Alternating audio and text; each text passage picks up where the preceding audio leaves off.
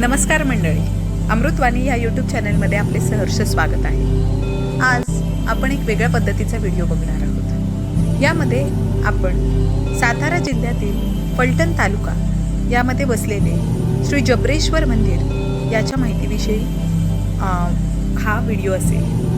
फलटणचे हे श्री जबरेश्वर महादेव मंदिर हे महाराष्ट्रातील सातारा जिल्ह्यातील एक प्राचीन आणि ऐतिहासिक शिव मंदिर आहे।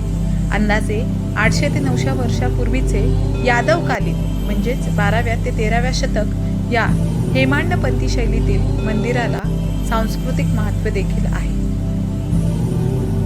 तर बाणगंगा नदीच्या तीरावर वसलेले फलटण शहर हे ऐतिहासिकदृष्ट्या दक्षिण महाराष्ट्रातील अत्यंत महत्त्वाचे संस्थान होते। छत्रपती शिवाजी महाराज यांची पत्नी सईबाई या फलटणचे मुधोजी निंबाळकर दुसरे याच्या कन्या होती। या शहरामध्ये 13व्या व 17व्या शतकातील वैशिष्ट्यपूर्ण मंदिरे आहेत। यामध्ये प्राचीन जबरेश्वर मंदिर व त्याच्या शेजारीच राजवाड्याला लागून असलेले श्रीराम मंदिर ही मंदिरे भाविकांची श्रद्धास्थाने व फलटण शहराचे वैभव मानली जातात। शहराच्या मध्यवर्ती भागात असलेले जबरेश्वर मंदिर हे राजवाड्याच्या समोरील बाजूस व रस्त्याच्या मधोमध आहे। सुमारे 3 ते 3.5 फूट उंचीच्या व चांदणीच्या आकाराच्या जगतीवर म्हणजेच पाया मंदिर उभे आहे।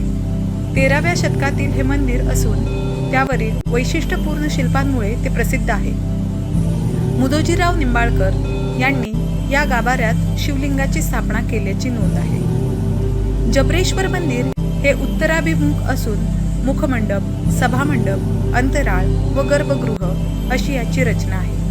पायऱ्या चढून गेल्यावर मुखमंडप आहे। मुखमंडपाच्या दर्शनी भागात 4 दगडी स्तंभ असून वरील बाजूस ते कमानीद्वारे जोडलेले आहेत। मंदिराचा सभामंडप अष्टकोनी आकाराचा आहे। गर्भगृहाच्या प्रवेशद्वारावर डावीकडील कोष्टकात 5 फण्यांची नागिन व तिची 2 पिले व उजवीकडील कोष्टकात विठ्ठल रुक्मिणी यांच्या काळ्या पाषाणातील मूर्ती दिसतात। गर्भगृहाचे प्रवेशद्वार कलाकुसरयुक्त आहे।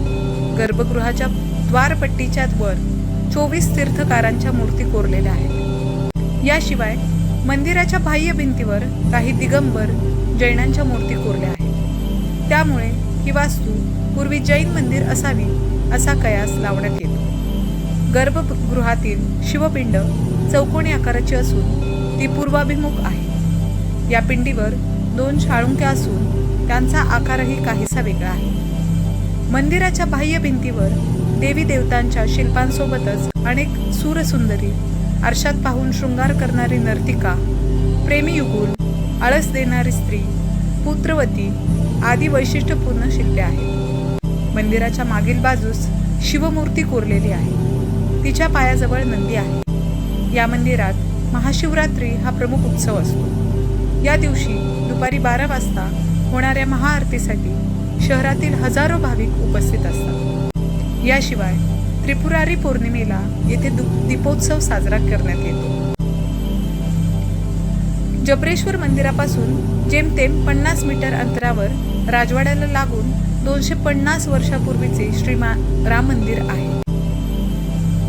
हे मंदिर फलटणमध्ये म्हणजेच साधारण पुण्यापासून 110 किलोमीटर व साताऱ्यापासून 65 किलोमीटर एवढ्या अंतरावरती वसाहत झालेले आहे। धन्यवाद। अशाच नवनवीन मंदिरांबद्दल माहिती मिळवण्यासाठी आपण आमच्या अमृतवाणी या यूट्यूब चॅनलला नक्कीच लाईक, सबस्क्राईब आणि फॉलो करा।